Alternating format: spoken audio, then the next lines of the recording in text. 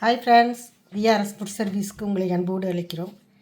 இன்றைக்கி ஒரு சாப்பாடு போகுது மீன், அது என்னன்றது உங்களுக்கு காட்டுறேன். ஃபார் எக்ஸாம்பிள் ஒரு நாளும் இந்த மாதிரி தான் இருக்கும். ஒரு நாளைக்கு குழம்புங்க மட்டும் மாறும். ரைஸ், இது ஒரு 3 பேருக்கு போகுது.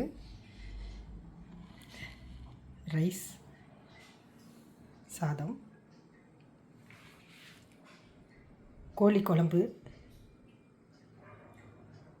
உங்களுக்கு வெஜ்ஜு மெனுவும் இருக்குது, நான்வெஜ் மெனுவும் இருக்குது. சிக்கன் குழம்பு, சிக்கன் வறுவல்,